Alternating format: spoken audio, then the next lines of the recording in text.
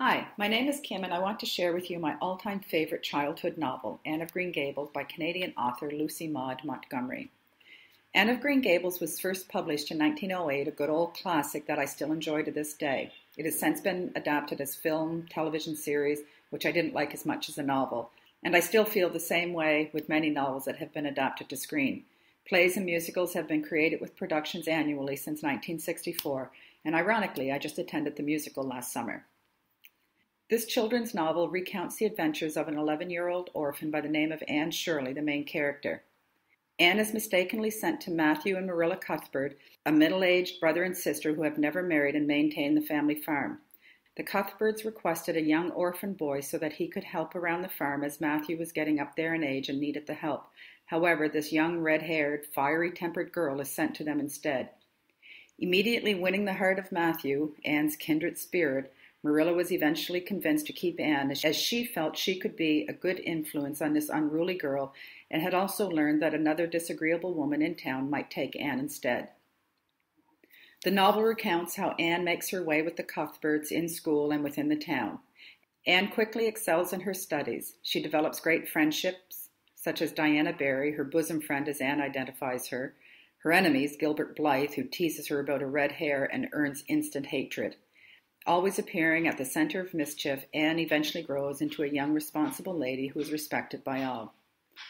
I was introduced to Anne of Green Gables in an unusual way. As a young girl, my family took a trip to our neighboring province, Prince Edward Island, where Montgomery was from, and took us on tour of Montgomery's family farm where the setting and characters were created in her novel. After touring the farmhouse and land as a young tourist, I definitely wanted the book from the gift shop. And so my love of this wonderful classic, Anne of Green Gables, began. What attracted me most to this particular novel was the main character, Anne. A young girl close to my age at the time had sprung from the loneliness of being an orphan to finally being accepted. Anne's determination to be accepted by her community for who she was done with great vigor through her mistakes and her strong will to persevere. She always stood her ground, never allowing her peers or any adults to change who she was, regardless of the mischief she always seemed to find. Anne's love of life and mishaps very much reminded me of myself to some degree, and so I was able to connect with her. But I also wanted to be strong like her, to stand up for myself and not allow myself to fall under peer pressure. Reading about Anne growing into a young, responsible adult made me want to be more like her. Not sure I am that responsible adult yet, but I tried. The author had clearly developed this wonderful young character, making her lifelike. Of course, that part was easy for me since I felt she was lifelike already, as I had actually visited the Anne of Green Gables homestead in Prince Edward Island. There was never a dull moment in Anne's life, and the author did a fabulous job in her creation of Anne through words and through Anne's unique phrases such as bosom friends and kindred spirits. I was always intrigued by Anne's vast vocabulary.